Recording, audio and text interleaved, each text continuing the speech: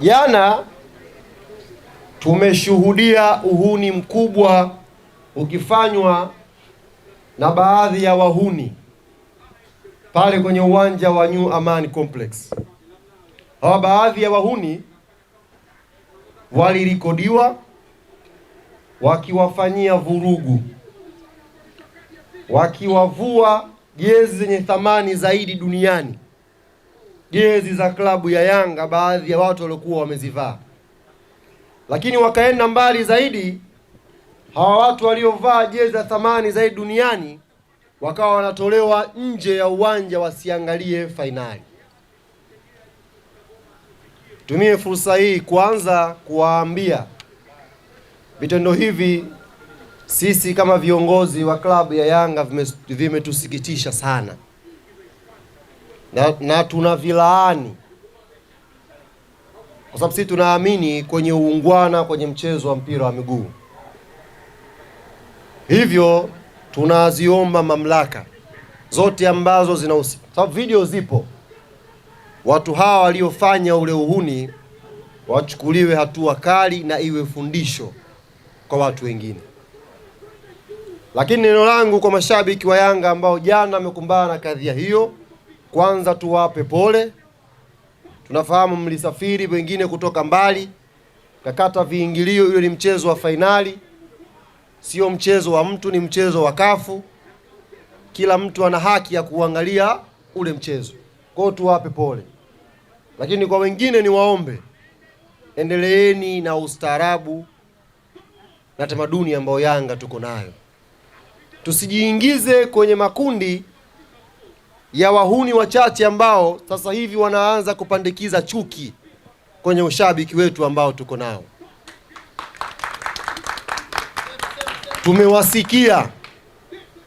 Tumewasikia wakiongea bila wasiwasi, wakitishia watu maisha. Tumewasikia bila wasiwasi wakitangaza misiba kwa watu, na sio tu watu, na familia.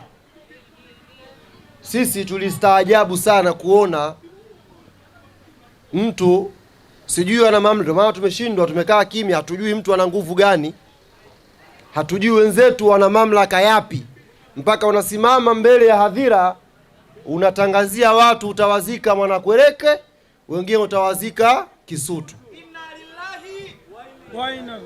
Hatujui wenzetu nguvu hiyo wanatoa wapi. Lakini niwaombe wana Yanga, sisi tusiingie kwenye hizo chuki za kipuuzi.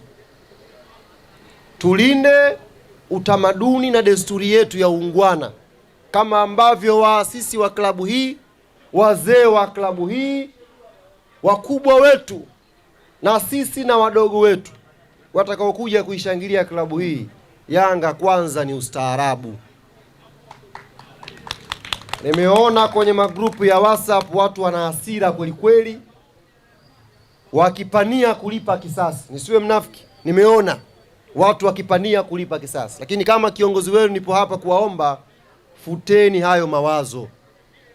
Futeni hayo mawazo, tubakini kwenye utamaduni wetu, na itakapokuja mechi nyingine ya kimataifa kama zilizopita, kama una jirani yako mualike aje kuitazama Yanga apate burudani. Kama kwenye timu yako unaye Pacome Zouzoua, unaye Prince Dube, huwezi kuwa na wasiwasi wa kumwalika mtu aje aangalie burudani. Naomba nirudie hapo.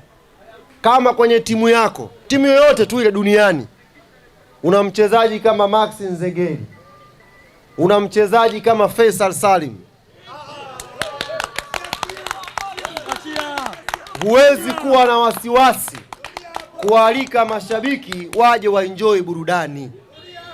Hadi kweli hata kule Chamazi watu wanaenda kuangalia Azam bwana. Yes. Ukishakuwa na timu nzuri, huwezi kuwa na mashaka huyu akija sio itakaje kuaje. Shabiki jukwaani anakuhujumu nini, wewe timu huna? Timu huna. Unaanza kutengeneza vikwazo. Ndio maana narudia tena, ndio hapo umeweka msisitizo hapo. Kama una wachezaji wazuri kama Pacome, timu yako ina Max Nzengeli, timu yako ina Jibril Sila, timu yako ina Faisal Salim. Timu yako, nyewe mnashangilia nini?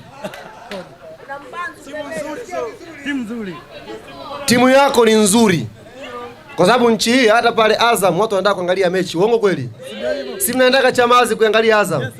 Mlishawahi kufanywa fujo? Kwa sajilini wachezaji wazuri kwa 2-2 kwa 2-2.